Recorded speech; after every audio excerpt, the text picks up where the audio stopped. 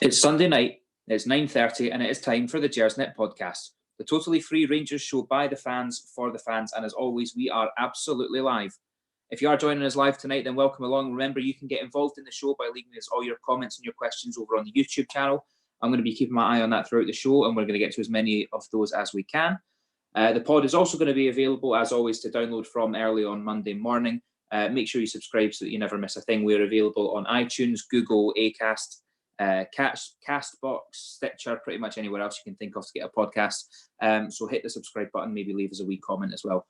Tonight on the show, we are going to be trying to keep our spirits as high as possible after a very, very disappointing trip to Edinburgh and a somewhat turgid performance midweek at Ibrox. We're also going to be catching up with all the latest news from throughout the week. If you've not caught on yet, my name is Ross Bennett, and I'm going to be your Gersnet podcast host this evening. And as always, we have two excellent guests joining me.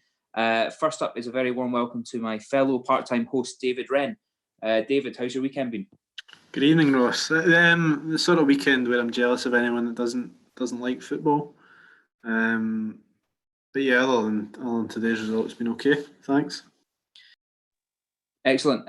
Also with us tonight, it's a very, very warm welcome back to David Fraser. David, how are things at your end this evening? Pretty poor, to be honest, Ross, after witnessing that rather lacklustre performance at Tynecastle this afternoon. No, I know how you feel. I'm doing my best to keep myself chipper, and I've been honestly thinking of anything that I can do to keep my spirits high. It's no easy. I have to say that it's probably the first time that we've had two guests on with the same first name, so I'm going to try my best, but if I say David 1 or David A, please do not be offended. And if we all get confused, then we'll figure it out as we go along. Usually I would start with the game that we had today, so that would be the Hearts game. What I'm actually going to do is start with chat about the St Mirren game, because honestly, if I leave that for another 20 minutes, I'm liable to forget everything about that game entirely. It was that forgettable. So David Wren, we'll start with you. St Mirren on Wednesday, it was very, very flat, but thankfully we've done enough to take all 3 points. What did you make of the game on Wednesday?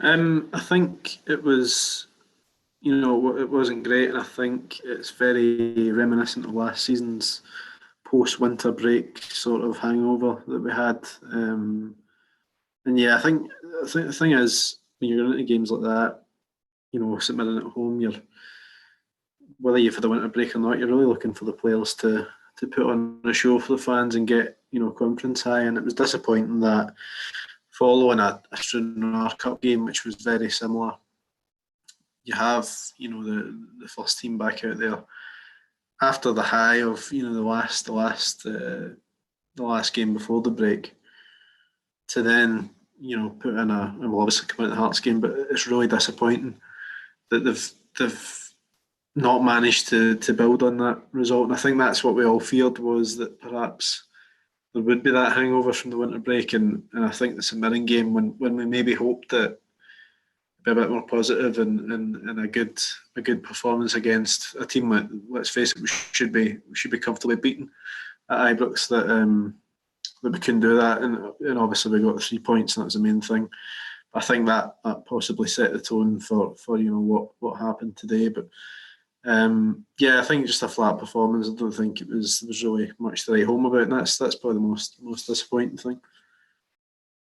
Well, when we released the DVD at the end of the season, charting how we got to 55, that game on Wednesday is hardly going to feature in the highlight reel. Why is it then, David, do you think that we are struggling to get back into gear after the winter break, when unfortunately, it happened as well last season? January was tough for us, and really was the month that kind of things fell apart on the title race front. It seems to be happening again, that we're stuttering in January and that we're struggling to come back after the winter break. Why does it seem to affect us so much when, unfortunately, it doesn't seem to affect Celtic? I don't think that's probably one for the coaching staff to answer, but I don't know if it's the lack of regular games, especially after. I mean, that's the absurdity. I mentioned it the last time in the podcast a couple of weeks ago, but that's the absurdity of this winter break. You pack so many games into December, and then you pack so many into the tail end of January. So then that means that you've got a lull in between that. So it's then difficult to go from playing games every other day more or less in December, and then you have 3 weeks where you don't play any, and then you've got to come back and play, however many, 4 in a fortnight or something that we're going to play now.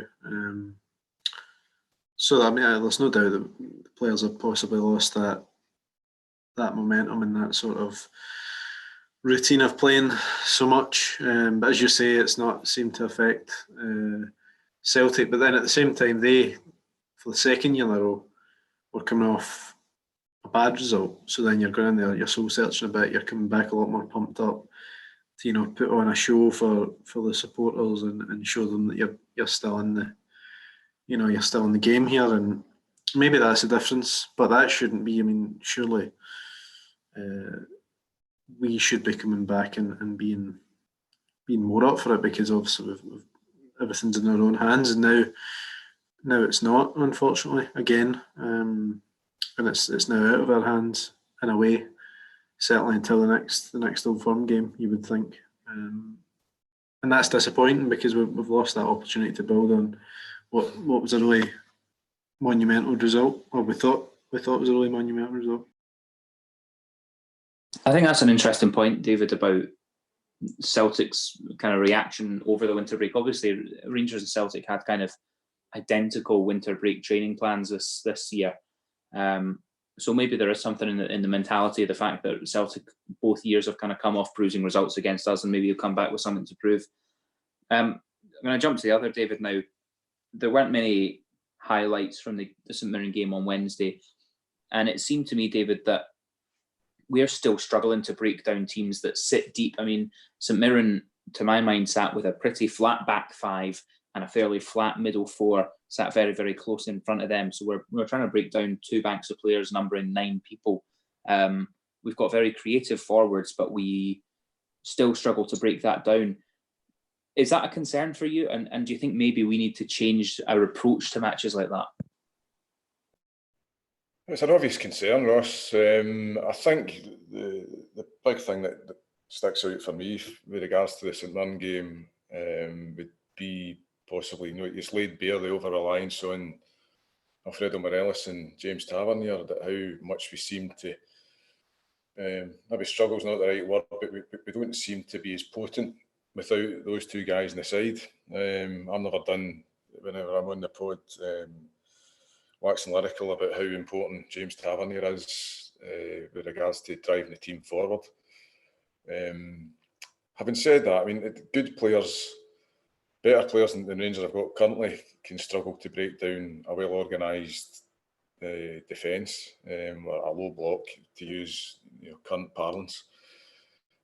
So yeah, it is a concern. I think that obviously the rustiness coming back from winter break, the players are tending to take longer on the ball. They're not moving it as sharply as what they possibly could do to break down that stuffy defence. And yeah, we've been playing. The squad that Rangers have got, whilst it's a good squad, it's not over endowed with scintillating attacking talent. Obviously, Ryan Kent and Joe Aribo are tasked with the responsibility of opening up the Pax St Mirren defence. And whilst Joe Aribo played well, Ryan Kent wasn't at his best.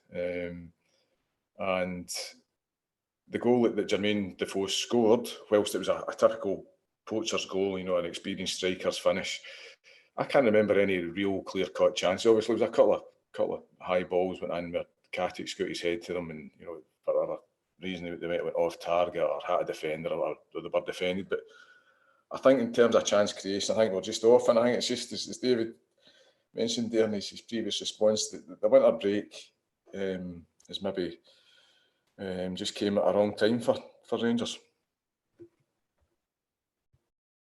You see, what slightly worries me then, David, is that obviously we've got a really poor result today, and we're going to come on to talk about that against let's be fair, a dreadful Hearts side, one of the worst Hearts sides that I can remember, certainly since they returned to the Premiership.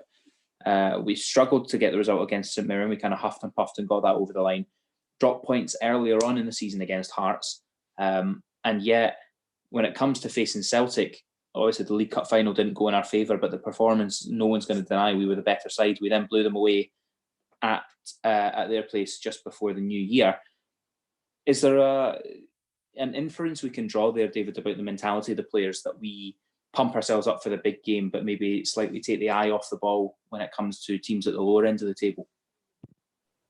I think that's a fair comment to make. I think you've spoke about this before in previous seasons, where it's a mentality thing, where the players seem to raise their game for the big game in Scottish football. They come unstuck at Pittodrie early in the season there when they raced into a 2-goal lead and then let that slip. So I thought that what you're alluding to, that the performance today, I know we're going to come out on that properly shortly, but it just smacked of, there was a kind of like an attitude that we need to turn up and we're just going to automatically collect the points given where Hearts are on the table. I think there's an element of that. I just think that there's too many players. They just seem to struggle to get up to speed. I think Ryan Jack on Wednesday night, he tried manfully, but he's slightly off the boil. I don't know what it is. I can't quite put my finger on it. I dare say the manager can't quite put his finger on it. Otherwise, it probably wouldn't be happening. But we've got a few guys out through injury and suspension, and we've not really kind of hit the ground running again since we've come back from obviously the break in Dubai. So it's concerning times ahead. But I'm not going to get too carried away on the back of one bad result. It's just it's just a bit annoying that we seem to have slipped up needlessly, in my opinion, at Tynecastle twice this season. Certainly needlessly. I was there back in October, and it was flat, it was turgid, and it was uninspiring. Coming to the other, David, there's a really interesting point here from Chick on the YouTube stream, saying that the winter break has left our players knackered. And actually, we were just talking off there just before we started the show, that players like Joe Aribo doesn't seem to have 90 minutes in his legs. Scott Arfield seems to be off the pace and doesn't quite seem to have the engine that he did last season. Is there any chance that taking the players out to Dubai for this intense 10-day winter training camp in scorching heat, has that kind of had a negative effect and maybe taken some energy reserves away from the tank? I don't know. I think it really just depends on how hard the workloads were. But what I would say is, again, as I mentioned, the lack of game time really hasn't helped. And regardless whether you're playing bounce games and stuff like that, it's not going to help the sharpness. And sometimes with the training that they do in these camps, it's based around fitness and stuff like that, which is fine. But fitness training is a lot different to that match sharpness. So it's probably a combination of both in a way. But I'd be surprised if the fitness coaches there were pushing them beyond the limits of what they were capable of in Dubai. So I'm not sure if they'd be particularly knackered from the actual trip there. But I think that certainly the lack of games has probably played a part in terms of the actual match sharpness. And that would be the only thing I would think physically would be an issue for the players. Yeah, well, let's hope so. I mean, it's just a tough one to take. The fact that this seems to become a repeating pattern of this slump as we come back into the new year, whereas across on the other side of the city, it obviously has the opposite effect. If we were slightly alluding to the fact that the form's not great at the moment and that it's a wee bit of a concern, if we bring that now more into today's context and look at the game today, David, was this a continuation of the St Mirren game? Obviously, Hearts set up very, very differently to how St Mirren set up. Went with a pretty conventional 4-4-2. Were quite tenacious, quite aggressive. All the pundits on Sky Sports were sort of saying that they were surprised to see how aggressive the lineup was for Hearts, and you could see very, very on that they weren't going to let Rangers hold the ball, weren't going to let us get the ball down and play it and give us time on the ball. So two very different setups, and yet the end result seemed to be the same, with Rangers not being able to play their own game. How did you view this one today? I mean, I get the point that they're bottom of the league, and that is fair enough. But they still have a big wage budget. They still got a lot of decent players in there. So I wasn't overly surprised with the performance of Hearts, and I think especially when Rangers or Celtic go to town, it seems to be these teams up their game, which is fine, and we should be prepared for that. Actually, reminded me quite a lot of the previous game at Tynecastle. I thought that the way they played, the way they sort of harried the Rangers players was quite similar, and I think again, like the second half of that last game, we just didn't really have anyone in the pitch that was taking responsibility, and I think that's the biggest worry in those sort of games, that we don't have a player taken by the scruff of the neck and we dominate especially the midfield area. And there's no doubt we missed Morelos today as well, and obviously Tavernier. But I felt like the player. I felt no one was really stepping up to take responsibility and really gain control of the game from our point of view, and that was the most disappointing thing. I think Hearts get in our faces, but we've got to be better at dealing with that, because it happened last time at Tynecastle, it happened at Pittodrie as well, and I think we just need to step up and face that challenge a bit better and really adapt our game, because sometimes I think we're just a bit too nice, and I think today was one of those occasions. It was quite disappointing that we couldn't quite find a rhythm in the game and get past just what they were trying to do to us. I think we let them play us at their game, rather than trying to take control of it ourselves and take responsibility. Well, look, as you say, there was no one really that was on the park that managed to step up and grab the game by the scruff of the neck. And as Graham says here on YouTube, there wasn't even a player on the bench that we had who could come on and change things.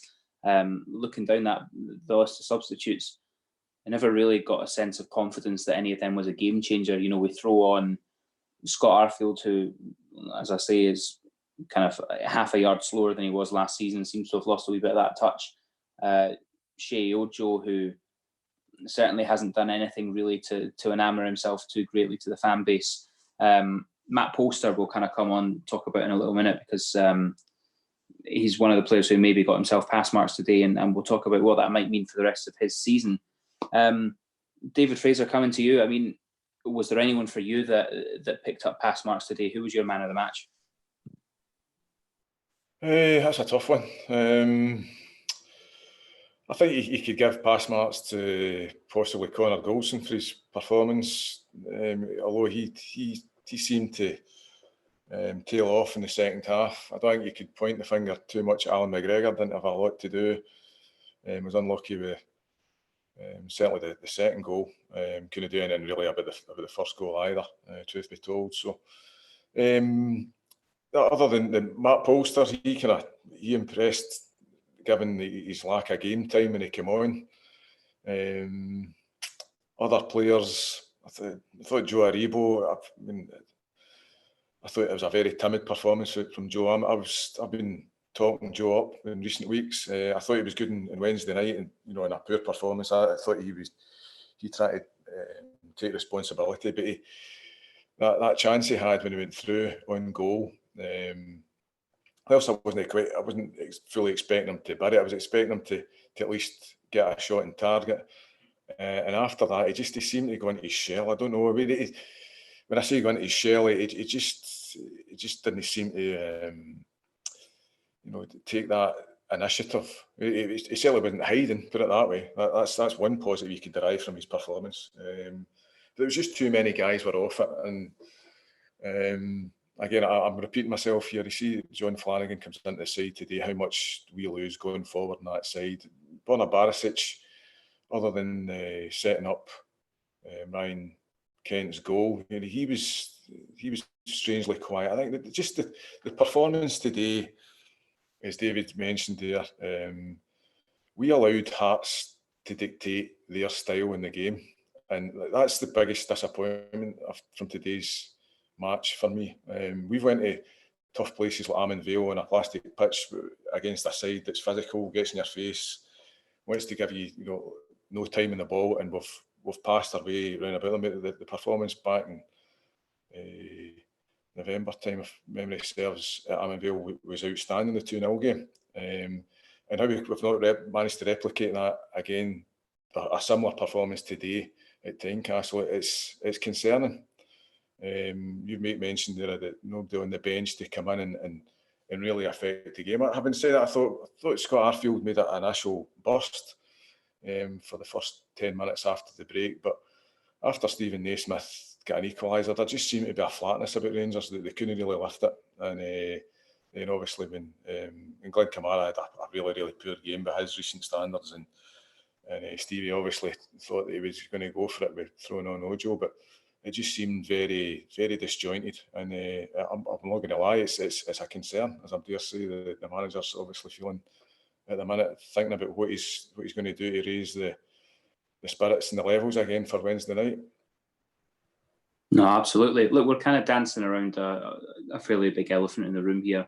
The fact that we've got two absolutely key vital players missing. Arguably our two best footballers are missing at the moment, one through suspension and one through injury. We'll address these kind of individually. So David Wren, coming to you now. If we look at Tav, a comment here on the YouTube saying, "I'll never complain about Tav again, because as soon as he's out of the team, you realise what you're missing."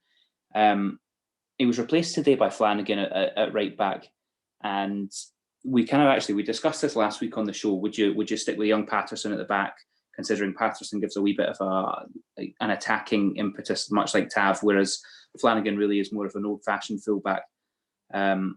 I suspect he went with Flanagan today to kind of try and match the aggression that Hearts were going to be showing. But what impact does it have to lose a player like Tavernier? Not just lose your captain, but lose an attacking fullback in a team that plays with inside forwards and really, really relies on getting your fullbacks forward.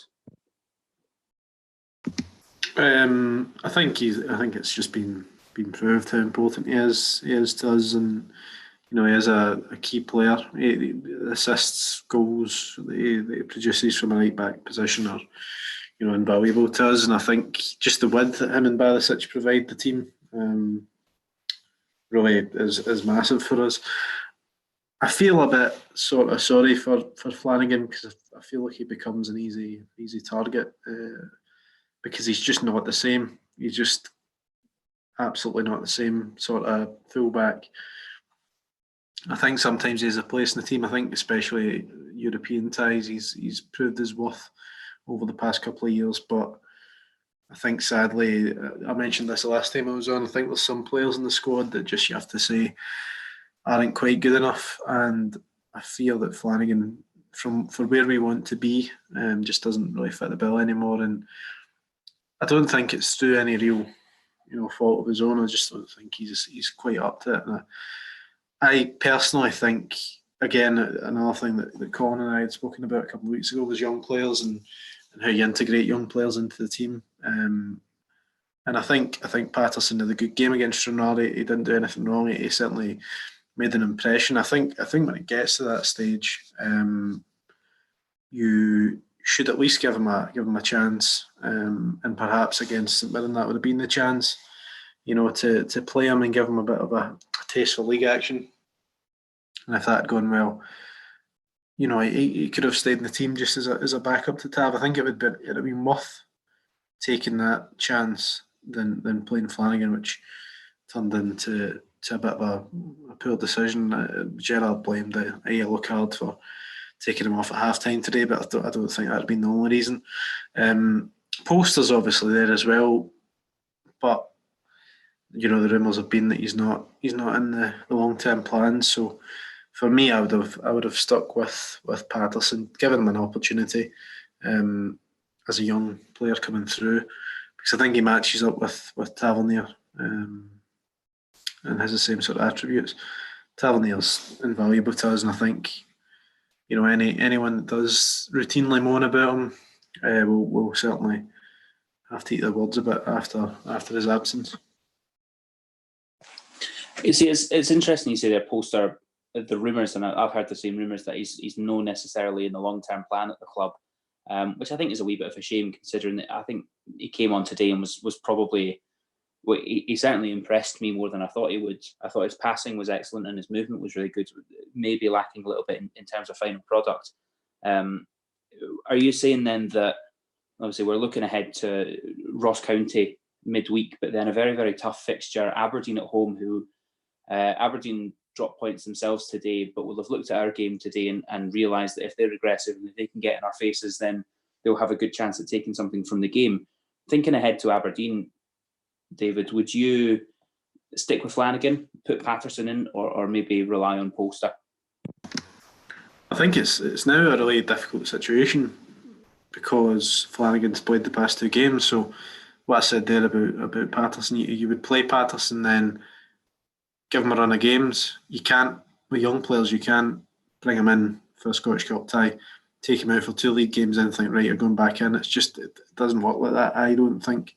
But I don't think Flanagan can offer us what, you know, Tavernier does. So that position has now become a bit of a conundrum for us. And probably if you were asking my opinion now, you'd probably have to, based on today's second half performance, probably look at Polster potentially.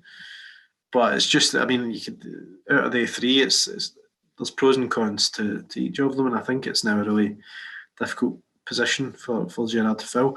I think it's also not helped by the uncertainty about who is playing in the right-hand side and in the sort of forward areas, because we've had so many different players playing there, and it's quite hard then to complement the right back with whoever's playing in that position. So I think Gerrard's got a lot of thinking to do over the next few days ahead of, you know, as you say, Ross County and then Aberdeen. I think that position's a real head scratcher, and he's going to have to make up his mind as to who's the best fit for the upcoming games. So David Fraser, as well as losing Tavernier over the last few weeks, and I think I'm right in saying there's a chance he'll be back for Aberdeen, but it's more likely to be the following week. Thankfully, by then we will have seen the return of Alfredo Morelos. Jermaine Defoe, we'll talk about him signing a contract a wee bit later on in the show, but his quality as a natural predatory goal scorer is undeniable. One of the greatest goal scorers that's ever played in the English Premier League, full international and all the rest of it. Yet today, would you say that we kind of saw what was the difference between Jermaine Defoe at age 37 and a young, hungry Alfredo Morelos? And did today's show us something maybe about the differences in the type of strikers that they both are? Undoubtedly. I mean, I think you saw today that, you know, a 5'7" centre forward trying to lead the line on his own with, you know, he's lost a yard and a half of pace at minimum. I think it's a big ask of Jermaine, especially to play the number of games that he's played since we've resumed the season, since the winter break. I must confess, I thought Jermaine Defoe looked every inch a 37-year-old centre forward today, unfortunately. But that's probably an unfair criticism of him. The system's set up such that, you know, when the ball doesn't stick, and he was well marshalled by Craig Halkett today, and you know, the ball just seemed to come back to the Rangers midfielder. It get turned over, and Jermaine done it his greatest game today, regardless of whether he got good service or not. He made a couple of half chances that he snatched at. He threw in goal once where his legs weren't carrying him quite as quickly as his brain would like in terms of getting a shot away. So he's obviously the discrepancy between a 37-year-old and a 22 or a 23-year-old was laid bare today for me, especially in terms of playing style. Obviously, Alfredo Morelos is a far different centre forward for Jermaine Defoe. He likes the centre halves to get tight to him, likes to roll them. No, that's not to say that Jermaine Defoe can't do that, but when he's off form, you're going to see the kind of the deficiencies of an older player, physically that is. They're going to be highlighted all the more today, and unfortunately that was the case. Having said that, Jermaine scored 16 goals this season. He's looked sharp in other games, but he just didn't look sharp today. And I think that all today helped to reinforce was that we really should be in the market for a centre forward in this January transfer window before it closes, because I don't think we can go for the rest of the season relying on Jermaine as sole backup really to Alfredo, because I don't see Greg Stewart. I don't see too much responsibility being handed to him as a centre forward, because it's not been placed on his shoulders thus far in the season. So yeah, it'll be interesting to see how the manager goes about it on Wednesday night, and obviously subsequent to that on Saturday against Aberdeen. Well, it's a shame, because today was the kind of game that Morelos would have loved. It's physical, it's a battle, and you just know that coming out of his suspension, he'd have really wanted to prove a point and make his mark on the game. Do you think then that maybe that Morelos has to shoulder some responsibility, as today would have been the kind of game that he would have flourished in? And in my opinion, it's a game we would have won had we had the services of Morelos available to us. Do you think then that Morelos maybe has to shoulder some of the responsibility for today's result, given the fact that it was his indiscipline or his, let's say, lack of wisdom to dive and pick up that second yellow card and get himself a suspension? I don't think you can say that he's responsible for today's result. I think where his responsibility lies in that he's making himself unavailable through his own actions. Without going over old ground, he wasn't very cute at trying to win a penalty at Parkhead. So, whether he get booked for very little in the first instance or not is immaterial. But where you're coming from, Alfie's got to take responsibility. Now, there's no doubt that he's matured as a player. He's obviously, until very recently, he seemed to not rise to any bait. I think that the game at Fir Park recently, when he one of the Motherwell young team trying to hit him with a cup of coffee or a cup of Bovril, I think that was the only instance that I've seen recently where he looked as if he was maybe slipping into bad habits again. No, I don't think you can point the finger at Alfie for not being available, but he's not helping his teammates or the manager any by not being available. So all it will help today's result, all it will help for him in his mind is that I could have made a difference there. So hopefully, if there's a positive to be derived from the situation, that he looks at that there today and say, I could have made a difference. I've let myself and my teammates down by not being available for selection. So if he screws ahead more going forward, then I'll take the positives out of that rather than the negatives. But I don't think it's unfair to just say it's Alfie's fault they didn't pick up 3 points at Tynecastle today. Well, that's certainly a very optimistic way of looking at it. Jumping to yourself now, David, for the last word on the Hearts game today. Ryan Jack taken off at 45 minutes. Now, I don't think anyone will question the fact that Ryan Jack has probably been one of our most consistent and best performing players over the course of the season, although maybe slightly gone off the boil in the last, say, 4 or 5 matches. There's talk that he's picked up an injury and that'll obviously be assessed. But if we are now to go through a sustained period without the services of Ryan Jack, what kind of impact do you think that will have on a midfield that otherwise you could perhaps argue lacks a bit of grit and a little bit of steel, maybe? I think it will have an impact. He keeps things ticking in the middle of the park. He's keeps the ball moving, which is what you need, certainly in a midfield three. But hopefully, I don't know how serious the injury is, but hopefully it was just precautionary today, because I think we could really do with keeping our best players. And I've not really noticed him going off the boil sort of a great deal any more than anyone else. So yeah, I think we need him fit and in the middle, because I think he's a real leader in there, and I think this season he's certainly become one of our more consistent performers. You see, a comment here from Arizona Bay 15 saying that by default now Scott Arfield regains his position in the side. Do you trust Arfield to kind of pick up what we'll miss when we lose Ryan Jack? Yeah, well, I trust him to go into the midfield. I've no worries about Scott Arfield. I think he's remains one of our best players. Whether he's been off the boil at times this season or not, I think he's still got the real quality that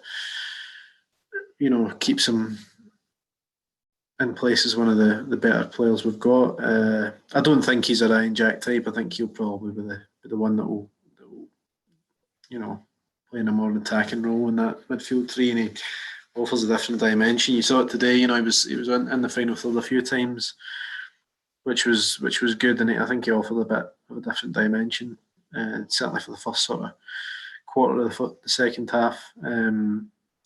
So yeah, no worries there. I think Arfield, Davis, and Kamara is not a bad three in the midfield, and yeah, I would have no worries about him stepping in. Any chance at all that you might see a re-emergence of Greg Docherty in the side? I don't think so, but yeah, I can't see that. That didn't even come into my head. I think the likelihood is he'll go out on loan before the end of the transfer window. From what I've seen through the week there and what I've heard, so yeah, I would be very, very surprised to see him anywhere near the first team. I have to say I agree with you. So David, now if we jump to yourself, moving on from the game, and we'll take a wee look to finish the show at the news that's happened throughout the week. I'd say that the largest piece of news that we've seen is the fact that Jermaine Defoe will be signing on a permanent deal at the end of the season that'll take him through to play as a Rangers player rather than a loan player until the end of the 2020-2021 season. Now, we've kind of spoken about the fact that Defoe has, let's say, different qualities to what Morelos brings to the side. But signing him up as a full-time Rangers player, is this a good bit of business for you?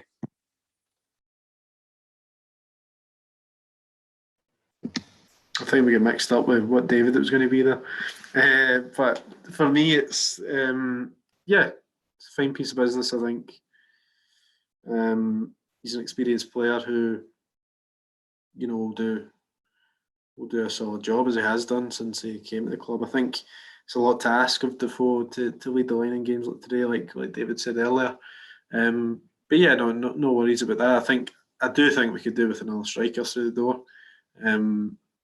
Whether that's a younger player or someone that's a bit more proven in the league that can step in, because I like Greg Stewart. But I'm not sure. I'm just not sure about him as a number 9. I don't see him as a central striker. So yeah, I think it's a good bit of business for everyone involved. I think he's had a really positive impact at the club. He's a great ambassador for Rangers, and no complaints over that signing.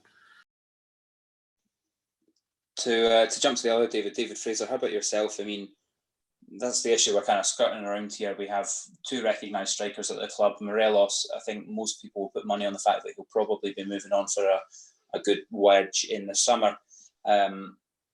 Do you think that signing up to Defoe for a year is firstly good business, and secondly, how many additional strikers do you think we need to be looking at either in this window or over the summer?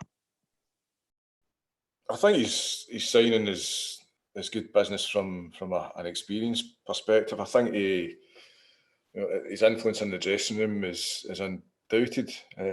Certainly, he's had a positive impact on Alfredo maturing as a player this season. So I think from that perspective, I think there's no doubt that it represents a no-brainer as such. I've got slight misgivings about his contribution to the side going forward. I think it's despite his goal record, and I know he's a quality player. I'm not disputing that. He's a class operator, but he's well past his best in my opinion. And I think that it's slightly unfair on Jermaine as a player to expect him to to carry the team in forward areas in difficult games. Now, I think today, you've seen that the game was very, very scrappy. I think you've seen like, how should we put it, the less glamorous side of Scottish Premier League football today. And I think it's imperative that the club dip into the transfer market and look to sign another striker. I know they've been linked of late with Tyrese Campbell, Kevin Campbell's son that plays with Stoke City. I don't know whether there's any real mileage in whether he's going to become a realistic option to add to the squad. But I don't think there's any doubt that they're looking to find the next player to, number one, replace Alfredo in the summer. Now, assuming that Stevie's not going to change his playing style all that much, they're going to obviously look to a similar type player, a physical player that can occupy a back line on his own. Obviously, as I've said previously in the show, Jermaine Defoe's not that type of player, so I don't see the playing style altering all that much when certain players drop at the side, because we're obviously, to get back to John Flanagan and Matt Polster and Nathan Patterson, we're obviously still setting up in a very similar fashion. That places onus on certain players to create. Today, Ryan Kent had a really poor game by his standards. The ball was bouncing off him. He didn't seem to. He was turning into cul-de-sacs, and other than scoring his goal, for him a poor game, and that places when you've got your creative players not firing on all cylinders and not getting service through to the likes of Jermaine Defoe. That just highlights how you need to have another option available to you. I agree 100% with David's comments on Greg Stewart. He's not a centre forward by any stretch of the imagination. He's more an inside forward, or a guy that can come off the line and head towards goal and maybe play 1-2s, wall passes to try and fashion a chance. But he's certainly not going to run in behind or anything like that to the extent that an Alfredo Morelos would, or a younger Jermaine Defoe would. So I don't think there's any doubt that we should be actively looking to strengthen the forward area. Certainly for this season. If we're going to look to get guys in pre-contracts for next season, looking ahead to replacing Alfie, all well and good. But I think first and foremost, we need another backup option for this season in case something were to happen to Alfie long term, or Jermaine for that matter. Well, look, I think you're absolutely right, David. What's today has absolutely been a battering ram to show us that hammer home that point that we do need additional reinforcements up top of the park. What's difficult is that maybe this wake-up call has come a wee bit too late. The fact that we're now at the 26th of January and that the transfer window is closing very soon. One point that I do very much want to discuss, and I'll stay with yourself, David, on this point, is unfortunately, I think we kind of have to look again at the issue of media treatment, and in my opinion, I'll call it out as media bias in Scotland. Sadly, last week we've seen the scenes of a striker at Celtic, Lee Griffiths, throwing an object into the crowd at one specific Kilmarnock supporter. And what's upsetting from a Rangers perspective is the difference in treatment between Lee Griffiths and Alfredo Morelos. Alfredo Morelos makes a gesture to a group of Motherwell fans who have been abusing him all game, and he's totally vilified. He's hot-headed. He's got a terrible temperament, and he's a villain of the game. And yet Lee Griffiths actually takes off an article of clothing or takes off his ankle tape or whatever it was and throws it at a member of the crowd. And you've got clowns like Hartson and other prominent figures in Scottish journalism, in Scottish football, defending the guy for his mental health issues and his this and his that, and we all need to rally around Lee and support Lee. David, is this another example of bias in the Scottish media? You could label it as that. I think fundamentally it's it's a prime example of the hypocrisy of the Scottish football and media establishment. But the scene had been set. The Celtic manager, that is Neil Lennon, had well documented mental issues. So it seemed only natural that the victim card would be played where Lee Griffiths' behaviour at Rugby Park was concerned. So there's nothing to surprise me there.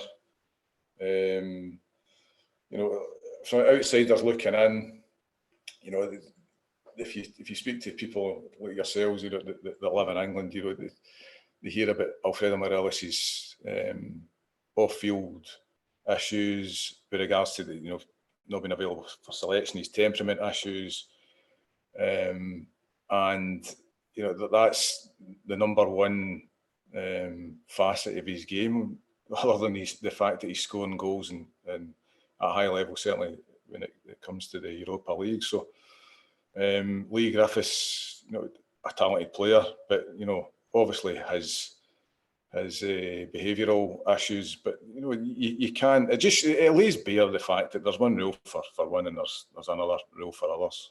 Let's put it that way. Jumping to the other, David, what's your view on how this has been reported over the past 7 days, and do you see a difference in treatment if you're a Scottish Celtic player compared to a Colombian Rangers player? I don't know. I think the John Hartson stuff was, it is what it is. I think it doesn't look great from his point of view, and he's obviously a bit hot-headed on the radio. But it doesn't really bother me too much. I think if they want to go on like that and make a big song and dance about it, fair enough. But I'm at pains to try and really be bothered by it, because I just don't think it's worth it. What I will say, there's been a lot of talk about Chris Boyd and Griffiths and mental health and that sort of thing. One thing I will say, that this is someone that obviously work in the media.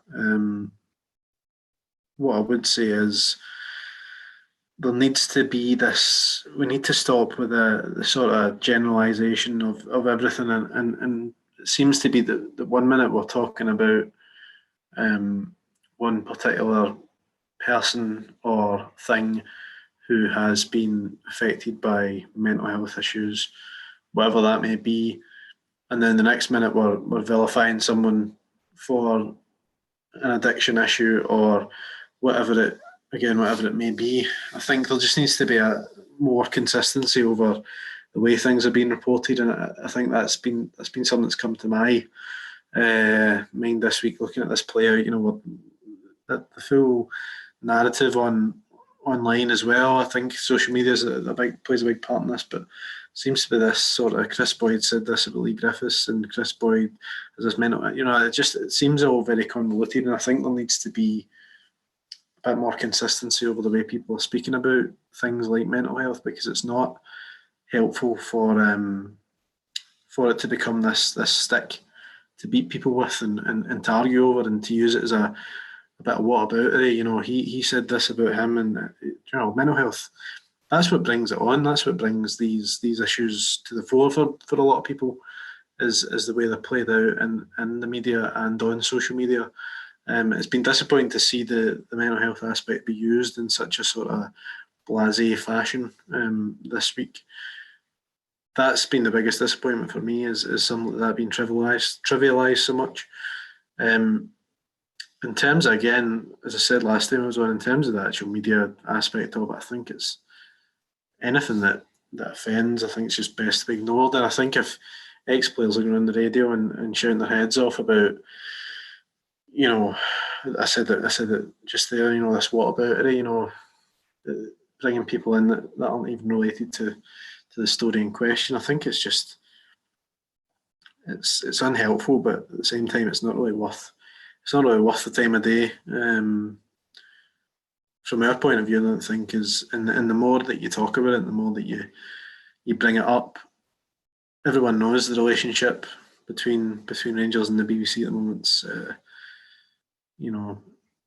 not the best. So to then bring it up and publicise it all, I think just guys like that are going to, it's almost ill-informed. I think it's just best not to give it the time of day. Do you know what? I think that's actually, to be fair, that's very, very well said. And actually, that's probably quite a poignant note to end the show. On that point, listen, I think that's probably a nice place to end it. So listen, I'd like to say a massive thank you to both the Davids this evening for your contributions, and hopefully it was never too confusing as to who I was talking to. To everyone that's been listening to the show, as always, a massive thank you for that, and make sure you head over to the website www.gersnet.co.uk, where you can catch up on all the latest news, all the opinions, and the friendly discussion forum as well. Remember, the podcast will be back next Sunday and every Sunday with another show. In the meantime, you can find myself and the two Davids over on the Gersnet forum, so you can get in touch with us there and let us know what you think. All that's left for me to say is a massive thank you, as always, for listening, and have a great week.